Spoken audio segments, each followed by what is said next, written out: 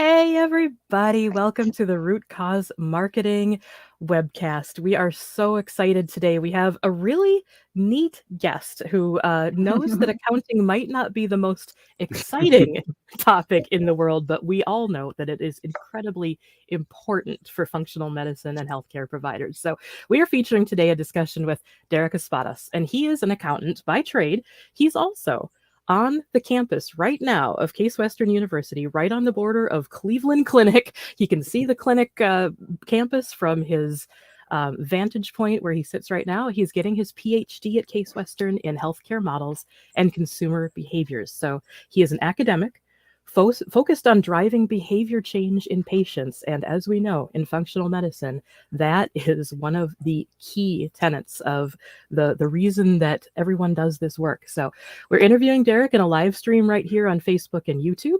We're also recording it, so feel free to watch this recording when we're done. And I'll hand it over to Derrick so that he can tell you a little bit more about himself in his own words. Hi, Derrick. Hi, thanks for having me. Funny thing today when I came to class, I mentioned that I was doing this podcast, and people immediately just started shouting, "Oh my goodness, I love functional medicine. It has changed my life. My mother changed her lifestyle." All these stories just started coming out of the woodwork. But like you mentioned, changing that behavior, and they even mentioned that everything depends on changing the behavior. But there are a lot of people here. We're so excited to hear about this and excited to share their stories as well. So there's a lot of people out there that are yearning for functional medicine. We just need to get those pathways opened up a little bit more. And that's our job, to open up the pathways for those providers to find their patients. And so patients choose functional medicine over the traditional allopathic conventional processes. So thank you. Absolutely. So, Landy, would you like to kick us off here? Yes. So Derrick is going to visit with us today about specific accounting strategies and processes that functional medicine providers can implement into their own practices to make that whole numbers, managing all of that, hopefully a little bit easier to stay on top of, or at least maybe more manageable on a level for you. So we're really excited to hear his pro tips on that. So we're all ears. All right. Well, one of the things that I really love about the functional medicine space is it really aligns with just being an entrepreneur. So entrepreneurs in any industry are those willing to take a risk and say, I'm going to be different. And those working in functional medicine, really, if you kind of think of the system of healthcare, are taking a chance by saying, I want to do something different because that's what speaks to my heart. And so they're off on their own. So they're having that risk taking that kind of drives them and can be scary. Let's face it, we both have businesses. Entrepreneurial space can be a little scary. And I like to tell clients, you're exactly where you're supposed to be. If you have that little bit of fear in you, you're exactly where you're supposed to be. I have to remind myself that as well sometimes, kind of when you're just having one of those days, like it's just keep moving forward. So in functional medicine, because you are kind of going off the path from the normal medical practice, we were talking a little bit about this beforehand. A lot of the accounting work is going to be about processes. When you're going off on your own, setting up those processes ahead of time. And it's just like when you're doing your healthcare work. Like you just don't see people out of nowhere. You just don't start stabbing in the dark about possible, modalities to treat something. If you can have a process in place, things are going to go a lot more smoothly, which is going to make yourself happy as a healthcare practitioner. Very important to think about yourself as well, not just helping others. Take care of yourself. Your patients, your clients are going to feel that. They're going to feel that energy and that wonderfulness, and they're going to enjoy the experience. And there's a lot of profit in happiness. So from the business perspective, why do all that work to just be miserable? So having that good feeling at the end of the day, both emotionally and financially is really what I hope for some of the clients that I work with. So as far as a process, I always like to start off with, what is your vision? And that seems like a very non-accounting thing. You usually don't get asked by your accountant, what is your vision? But really, it helps you find what direction you're going to want to move in. Why are you doing these things? Maybe you are in it for the money. All right, let's focus on that. Maybe you just want to make just enough money and a little bit extra so you can, just do what you want to do and have some freedom. I recently just had a client where we talked about what is your vision for the future?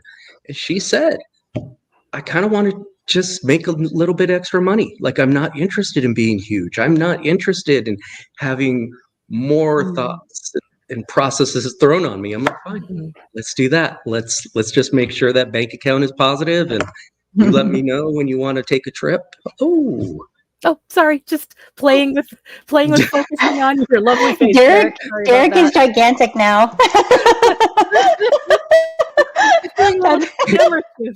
People don't know this. I'm actually 9'6", so it's right. We just want to make sure that you're represented correctly to the audience. Oh, Jennifer. I'll move it back, and we can edit this out. Okay. But just really finding out why people want to do what they do helps, so that we know what. Oh, there we go. We're back. So that we know, it does no good to start setting up accounts and doing all that accounting stuff and planning for large revenues. And if that's not what the client wants, my client, it's what is wanted in life. And so we start with that vision, and then we can start seeing how to create those processes. And, the processes are really going to be different for everyone, but it really starts with what we call a chart of accounts.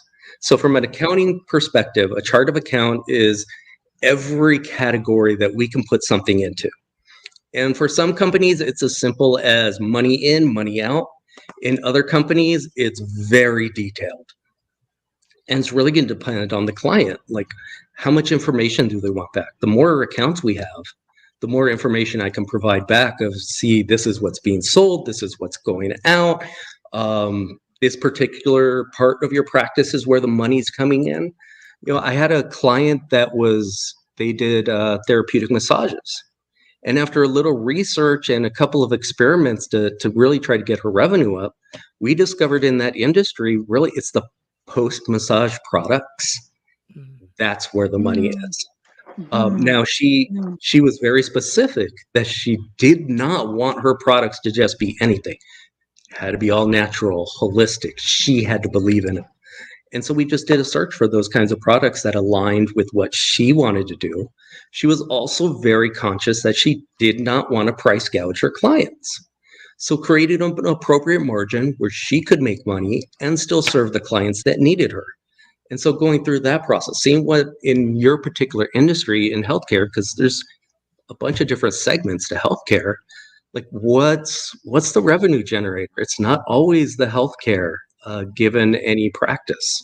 And in functional medicine, I know there are some other cost or revenue avenues besides just the one-on-one patient care, along with being able to offer products and supplements. There are the lab tests, for example, that lab testing is so key to functional medicine, and that can be a profit center as well.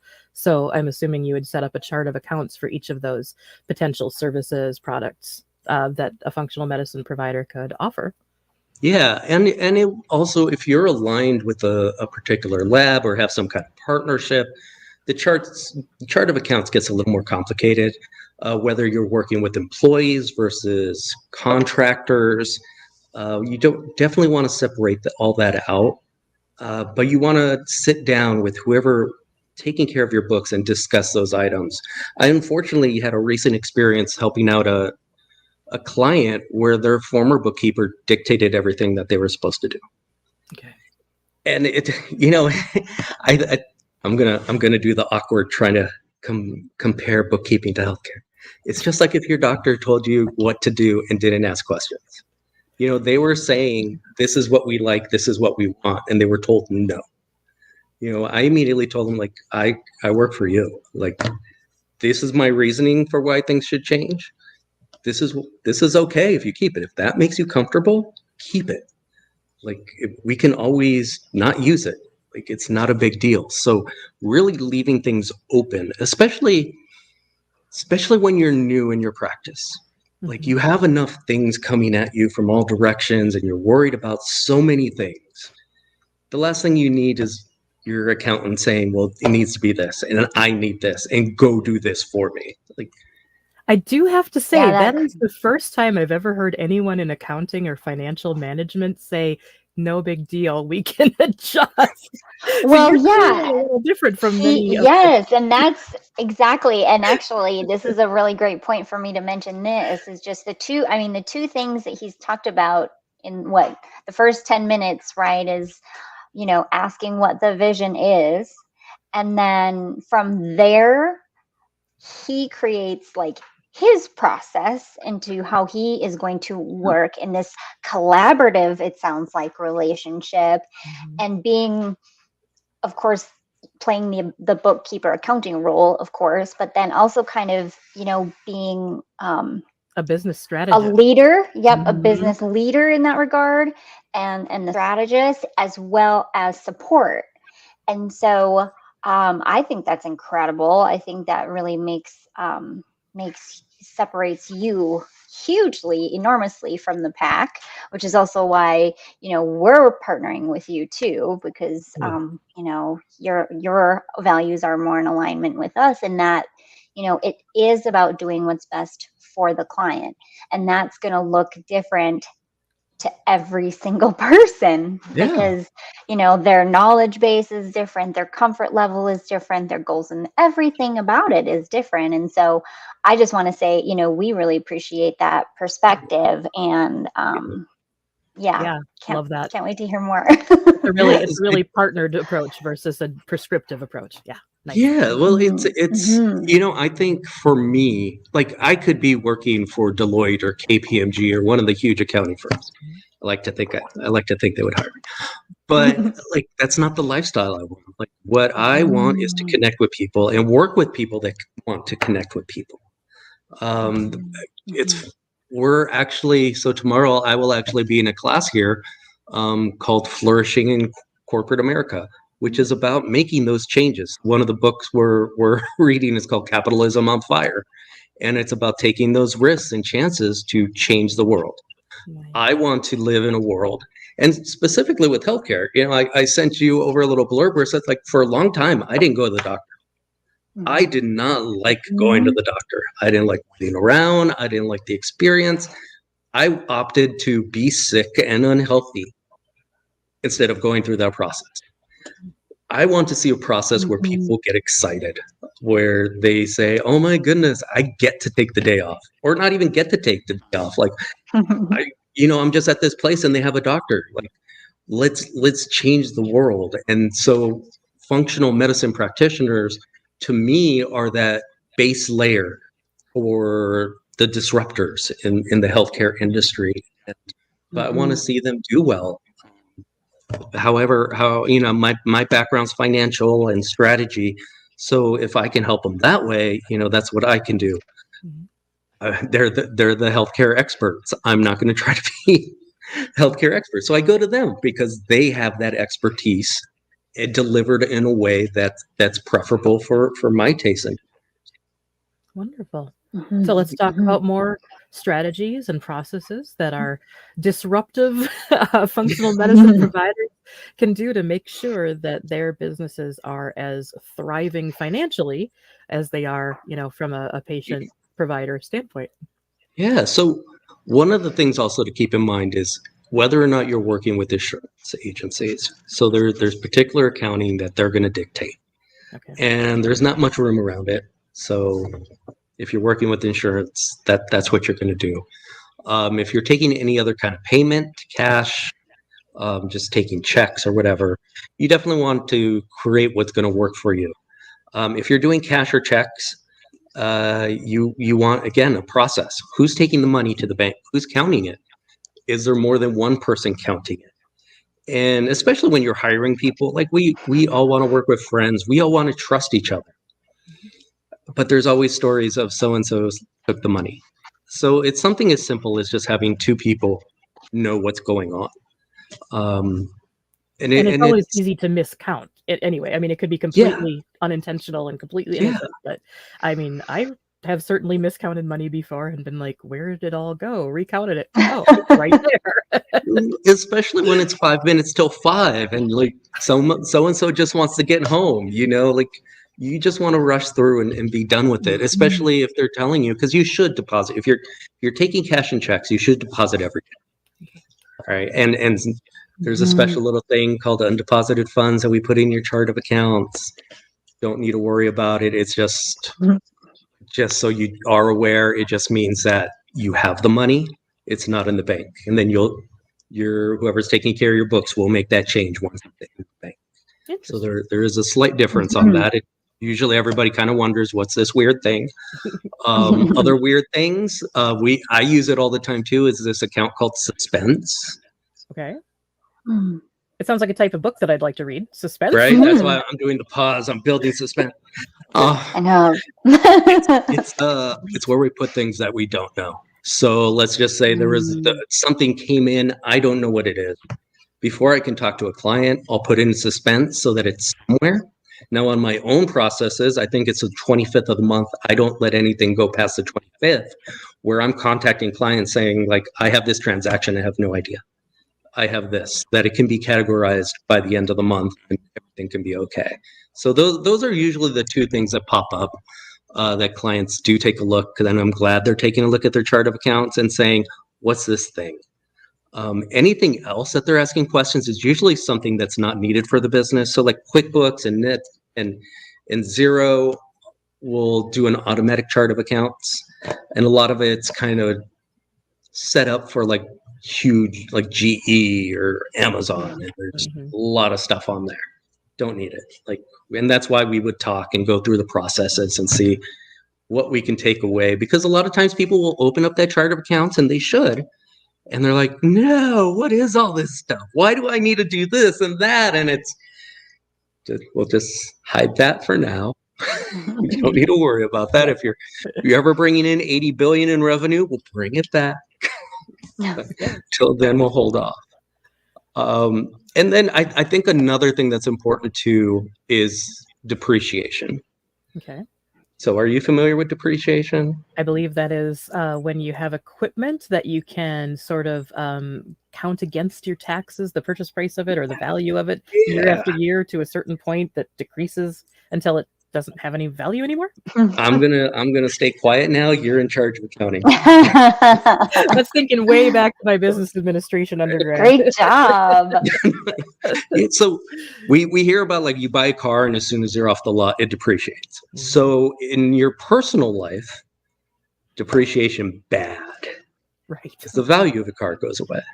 In business, it's good. And as a healthcare professional, I'm sure there's equipment that has to be bought that should be depreciated. And all depreciation is we're gonna take, usually, and it's usually with larger priced items. So let's just say we bought something for $10,000.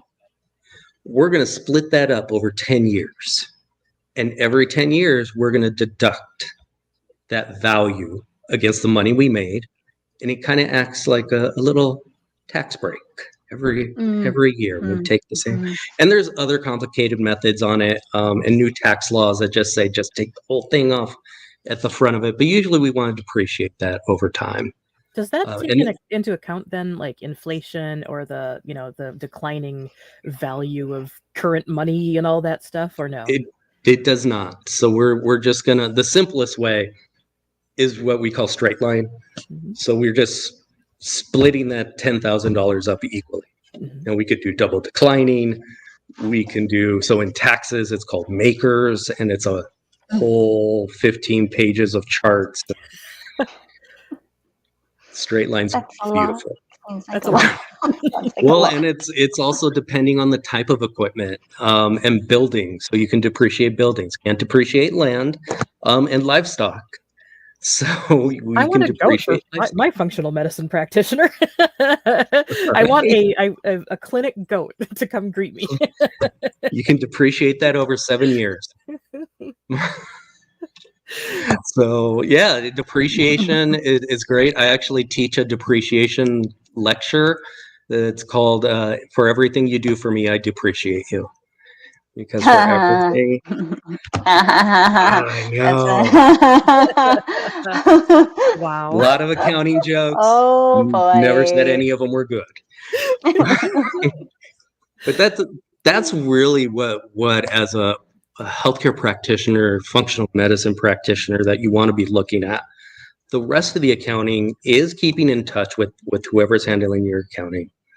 I know for myself, I send out little reminders of like, let's review your books.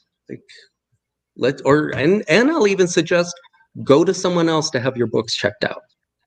Like, Like a let's second opinion?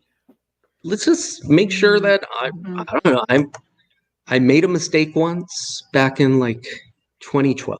So let's make sure that doesn't happen again. It could happen every 10 years. So, you may have made one last year and you don't Yeah, even know. so no one's picked up on it yet, though, so that's okay. But it's also like that's one of the other things I've learned is like not to get defensive about anything. Like when someone says, "Hey, can you send this information over to this other firm?" I'm like, "Sure." Like let's double check. Like let's make sure. I might learn something from that other firm. And so, even like this month I'm sending out notices to people that I don't normally do taxes. So, but I know people who do that are amazing at it. Mhm. And so let me connect you with the ones I trust. And so building a network, not only for your own business, but building that network out of knowing who are the trusted professionals. The attorneys, and so like along with in the vein of processes, I would say, and usually healthcare practitioners start off with the staff. I usually in any industry say when you get to 5 employees, do what you do best. Outsource your accounting, outsource your marketing, outsource whatever you can outsource so that you can do what you do, so that you're not looking at QuickBooks late at night, that you can just focus on what you do. Let the other stuff be done by professionals that do that really well. And Yeah, so, I work with a functional medicine chiropractor who still does her own janitorial work. She finally just started outsourcing janitorial in her office. And yeah, it's like, oh, there's so many more things that you can contribute to that your skills need to bring to the world. So I'm glad she yeah, finally, decided to take that leap and hire someone to help with that process. we were actually, so we just, they feed us here, which is nice. We were just actually having lunch and speaking with the campus librarian, and she was making the argument that why are you searching for articles on your own and taking 30 minutes a day when I can do it for you in 5 minutes? And she had us calculate how much we were saving financially. She's like, you can be doing your work, and it's about a $10,000 difference. To have her do the work for free, that's included in all this amazing tuition, um, rather than do it ourselves, and when we can be doing something else. So it's the same thing, marketing, accounting, even HR benefits, which get really weird and crazy. And but the HR benefits are one of the best ways to keep employees, or to show them that you care. And tax write-offs, so always good. I love those tax write-offs. So A how much chart. would you estimate? Let's just take a gross income of $150,000 for a young functional medicine provider who's doing all their own bookkeeping and tax preparation. How many hours would you say an average person who's literally, a solo provider or working with one other person, how much time are they spending, or Oh, should they be spending perhaps on their accounting? the cost of doing all that stuff is probably going to be it's going to be less than what they can do setting up another appointment. Mhm. Um, Yeah. I mean, I'm I'm assuming that they're spending several hours on it a month at least, and yeah, and when you present that question, I'm not even thinking financially. Mhm. I'm thinking about them being at a desk, just being like, oh, like why do that when you can outsource it at cheaper of what you charge? Yeah. So you could bring in another patient or go home early and enjoy the family. Like, be happy. The marketing. Like, I know so many people that are like, I'm going to do my own Facebook, and then I look at their Facebook and I'm like, get someone to do it for you. This The took me content 5 marketing, hours and it's not looking super great. right? And Yeah. like content marketing, and I've tried to do it on my own, and I can. It's not what I want to do, and it's tedious, and it takes up time, and so again, to that point of like, I can be doing the accounting Mhm. and having someone else do the content marketing and being able to do it a bit better and stay on top of everything. Like, I've done the Google SEO classes. I'm done. Like, I don't, but it's Google. It doesn't stop. Like, It doesn't so stop. Yeah. Yeah. yeah, taking what we're good at and doing that and saying, hey, why don't you do that thing that you're great at? I really Mhm. don't want to do it. Like, and that's the big thing. I don't want to do a lot of that stuff. So, and some things like the healthcare provider, it's super specialized. Like, I can't just go out and be a healthcare provider. The lawyers, so very important to have a lawyer in healthcare. That's usually where a lot of costs come from. So having that trusted attorney. Mhm. So again, to the networking, talk to people who they're using. Who do they trust? That's the big thing. Who's gonna take a phone call and not just start the clock? So when I was working for other companies, we there were certain clients that we were told, like, when they call, they're on the clock. Mm. And it was keep them on the phone. Oh my. Yeah. The old So 900 number gambit. right. Keep them on as long as possible because they're being charged $4.95 a minute. Right. Only it's Are you lonely at night? Call yeah, an accountant. they'll talk to you for an hour and boy, will they Right. still. So Mm. finding the people that are, and I think you mentioned, like, that you want to partner with. Mhm. Like, who do you want to talk to at the end of the day, even when it's bad? Mm. I have a client that does healthcare, like machines. What is it? Tens Oh, machines. 10 Mm. machines, sure, yeah. Yeah, Mhm. love Mhm. them. Love those machines. Mhm. And with the pandemic and everything, they took a big hit in their business. Mhm. And he said one of the best things was we talked finances. And then at the end I said, okay, let's put the numbers aside. Let's talk your feelings. And he's like, oh my goodness, thank goodness, let's do this. Building that relationship where I have clients that are going to talk feelings.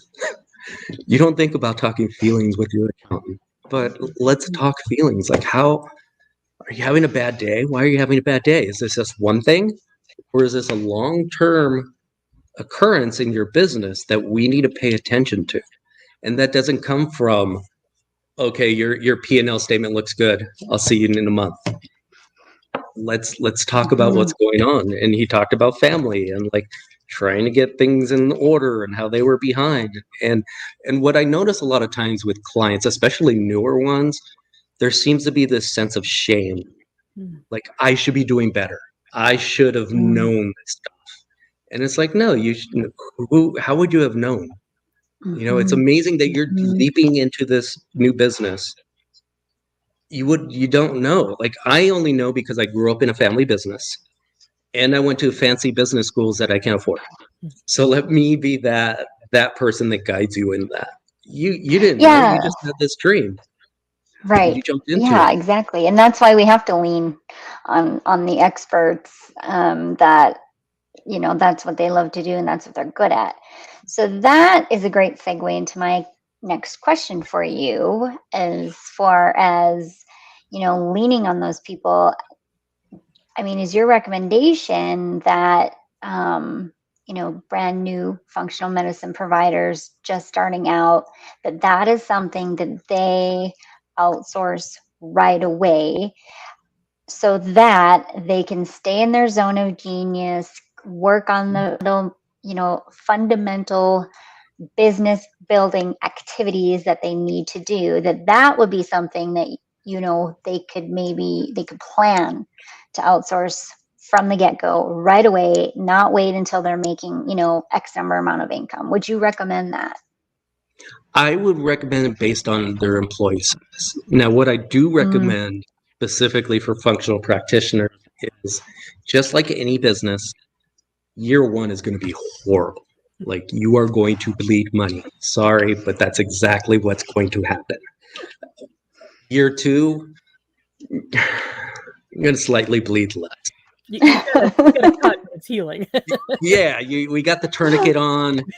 You stop bleeding, you might lose an arm, but the bleeding stops. Not the arm and the leg.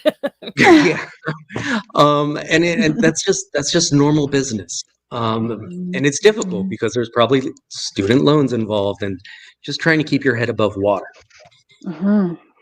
But so if you can, and that's why it's important to kind of assemble a team. So accounting, insurance, legal, and a trusted team. So spend some time and talk about those processes and what you want to do. What's that vision?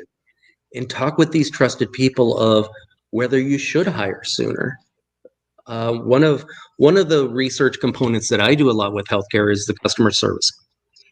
And so one of the things that we identified in that customer service is that person that's up front at the desk really has a huge effect on how a patient feels.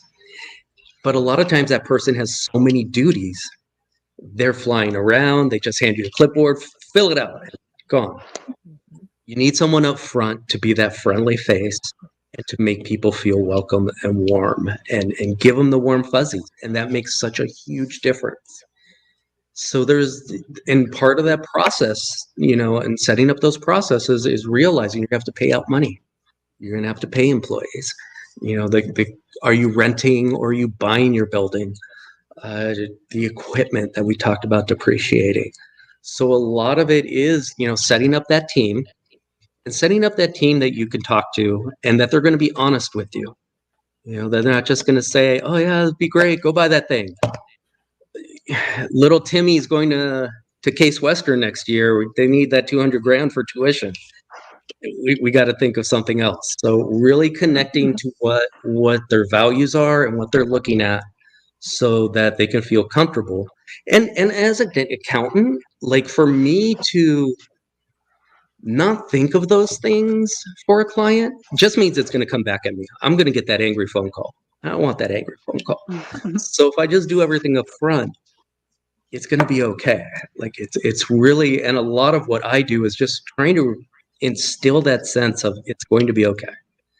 I had a mentor tell me once that everything's going to be okay. It's not going to be the okay you want, but it's going to be okay. And so setting up those processes, building that team, and really in your family too. A lot of people, so I grew up in a family business. I knew when business was not going well because my father at home wasn't the kindest person when things were not going well. Sure. So those are one of those things I think about too with clients is what's that family dynamic? Like how can I talk to you now? Like that one client I talked to about his feelings. After that, he was able to go talk to his wife because he sorted out what he was feeling. He also found out that it's okay to talk about your feelings. So building that process in, and getting a client to feel comfortable enough. And it's a process for myself. Like that's part of my job is getting a client to feel comfortable enough that they're going to talk to me about what's going on rather than feeling that shame of I'm not in the right place. I'm not doing the right thing. Talk to my parents and they're like, you should have just went to the hospital and worked there. Talking through these things, especially, we're dealing with change makers. So the path is not easy. Because everyone's going to the hospital. And that's a system I don't get. Like applying to med school and having a school tell you where you're going. Like that's weird. So it sounds like you kind of take the approach of holistically looking at how finances not only affect your business, but your entire life. And you try Yeah. to help your client build a goal to make their life work with them and their family and their needs as well as their financials. That's, Yeah. yeah, Well, money is such a weird thing. So if you're doing well, you have no problem telling people how well you're doing. it's But true. if last year did not go well, you're not telling people, "Oh, hey, I lost 50 grand last year." Right? It's very personal, it's very shameful. And so a lot of times, I've had clients that don't tell me things, Mm. which is weird because I'm looking at their books. I'm seeing them, Mm-hmm. but they don't want to talk about them. And Well, it's yeah, and that's something I'm going to piggyback off of kind of what Jennifer said. It's amazing because we just think alike, but we like express it different sometimes, but we're still on the same wavelength. Going.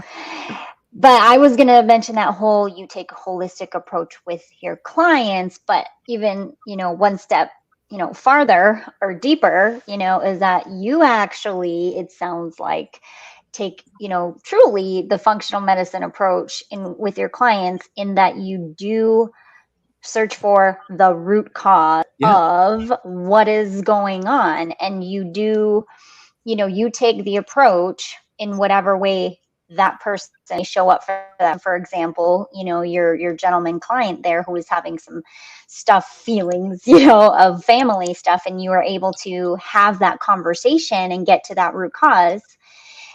And also along with that, money is very much emotional. yeah, um a lot of people don't necessarily have that mindset, but as I've learned a little bit more about personal finance and money and things throughout the years, that's part of why I think that people feel that shame and embarrassment or what have you, is that whatever emotional connection that they have with that money. And so that's a whole other sort of ball of stuff, right? It's just Especially when with they're, people who are like caregivers yeah, at their heart, yeah. like our functional medicine clients. I know Hmm. many people who are in the heart-based business arena who feel a lot of Hmm. guilt and shame about charging for what they do, even though, yeah, I mean, of course we have to. We're not going to have a business if we don't have income, if we don't charge our patients and our clients, for what we're doing. But it can be a very hard emotional block to overcome the thought of trying to make a profit off of other people's health. That's got to be one of the toughest things that you might encounter is some of those underlying emotions around money and earning. yeah. Hmm. No, it's definitely something that happens a lot. Because you have these people that want to change the world for the better, Mhm. and that's beautiful and that's great. But we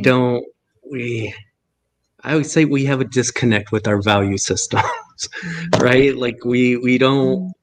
So my wife was a social worker. We don't pay our social workers, right? We just don't. Hmm. And Hmm. that's some of the research I'm working on right now is like dynamics between doctors and social workers and who should really be leaders in that. And we give doctors a lot of money and they deserve it because they've spent a lot of money, but they're not necessarily great with humans. So that doesn't make them great leaders. Social workers specifically manage resources and people.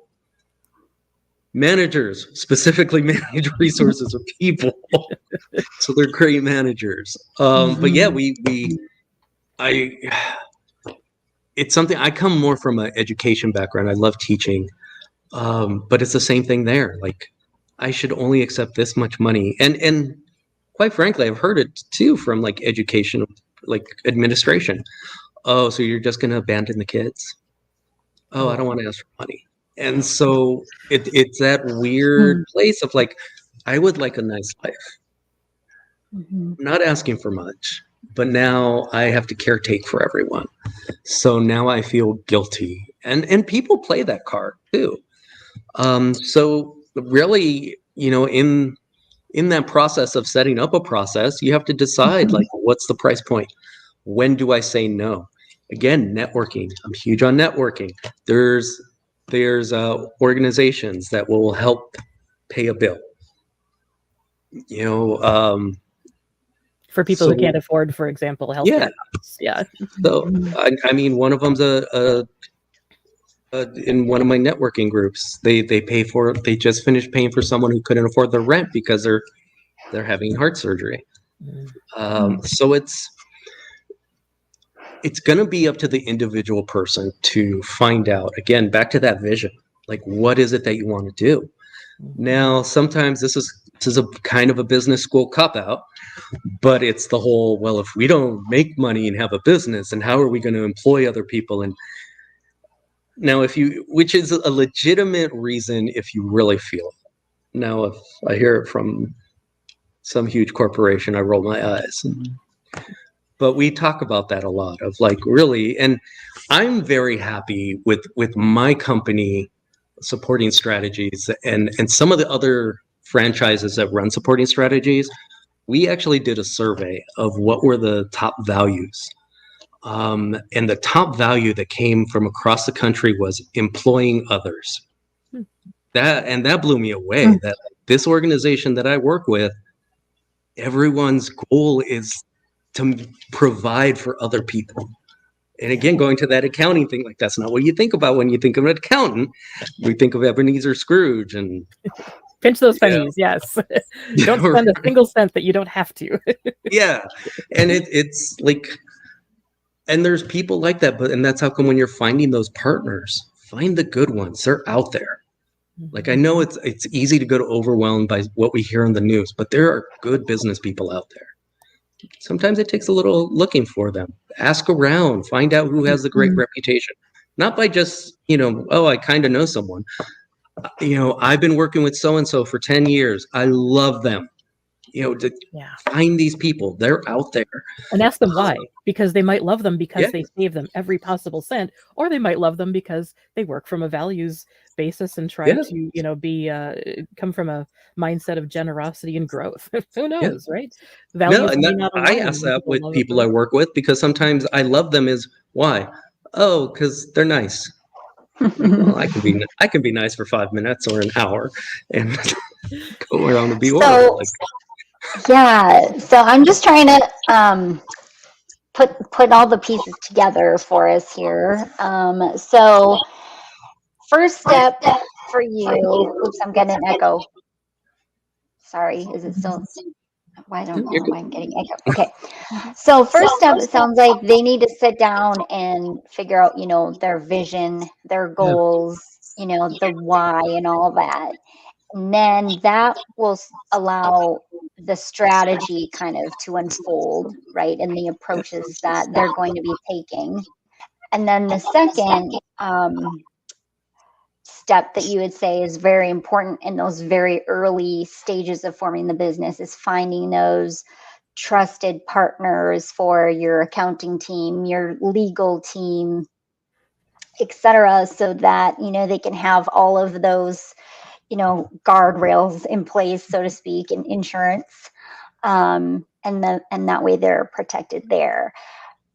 Because when I asked you about like a recommendation, right, if they should really seriously consider outsourcing accounting, bookkeeping, like right out the gate, like you didn't have, absolutely yes or absolutely no. I mean, even that decision is going to be based on their vision, the size of their team, et cetera, et cetera.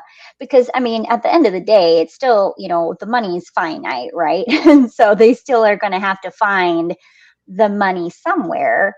But if they do see that saving themselves, not just say 2 to 5 hours a week, but also like you had beautifully demonstrated by this whole like, oh my gosh, at like 10 at night, right? Because we really can't put a price on time or stress, peace of mind, et cetera, et cetera. Yeah, I was just trying to kind of summarize like the different steps that, because it's not going to be always like a black and white solution or a cookie cutter solution, because everyone's priorities are going to be different, or their values, and obviously their budget is going to be different. But starting from that place of vision, having someone like you who supports them in their business growth, their strategy as a human, is all going to factor in to when they do that and to what extent. Yeah, absolutely. And I think along with that, some of the research coming out of here at Case Western, there's a very well-known professor that I get to study named Richard Boyatzis. And he's one of the ones that taught me to start with the vision. He's big on that. One of the things that comes out of his research is, we're taught goals. We usually get the SMART goals thing. Don't like that. Never liked it. Goals don't work because they're goals. Like, I can do my goal, set it aside and say, I have goals. Oh, I didn't meet it. Connecting emotionally to that vision, seeing what your life wants to be, what you want your life to be, is the motivating factor. So that if you have a vision of where you want your life to go, you're more likely to follow it as opposed to a goal. And goals can be boring. And I know they're supposed to be quantitative, and I'm an accountant. I want quantitative. But like, oh, I want to make $1 million. But how? Like, do you want to steamroll everyone, or do you want to do good for the world? And in functional medicine, there just seems to be this path of people who want to do good and make a positive impact. Now, I still think the money's there. We're going through that. I think historically, learning how to change these processes, learning how to change the minds of people. I know in my own research, we talked to people about healthcare, and they're like, we hate healthcare system. And then we presented choices on how to change it. And they're like, don't change the healthcare system. And it's like, you hate it. So there's obviously some work to be done.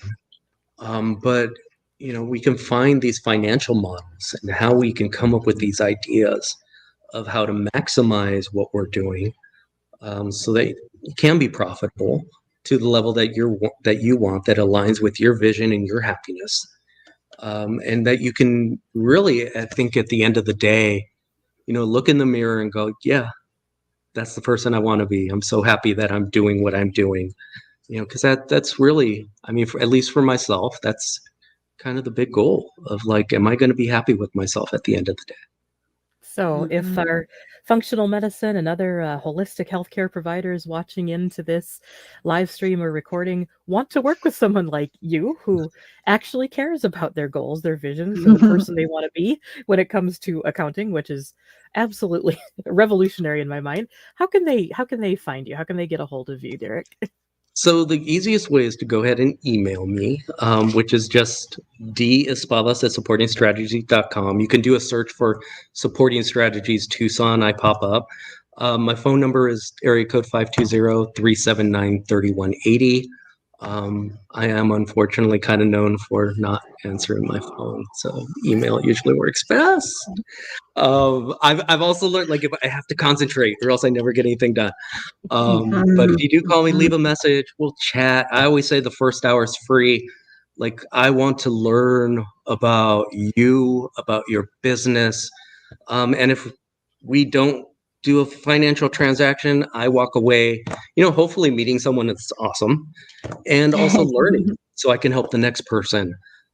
So yeah, let's just connect and talk and figure out how we can help each other, because I'm going to be stronger if life works out for you. And I believe in reciprocity. It'll all come around. It'll all be okay. Thank you so much I for love being that. here, Derrick. We've had a wonderful time and many laughs. So thank you so much for you and your lovely pink tie gracing our webinar series today, Derrick. Who knew accounting could be so fun, right? It can be fun with the right people, right? Right? It's just like learning anything else. And that's once we can realize that we can do things, I think that's the big thing, is that we kind of have in our head, accounting's complicated, and it can be. Just do it. Just do it. And hire someone to help make it easy. Hire someone to help make it easy. Exactly. Yeah. Exactly. So, well, thank you so much for your time. We wish you continued success on your ever expanding academic journey. Yes, good luck And with your greet the studies. Cleveland Clinic for us. Yeah. Yes, I will. I will. I feel like I need to go there, and especially after hearing all the awesome stories from people today, that I need to go over there and thank them. They need to be thanked, because everyone is just so appreciative of feeling okay. Like just that feeling of like bad medical things are happening, but I can still walk away okay, and that's amazing. I think that's beautiful. Yeah. Yeah.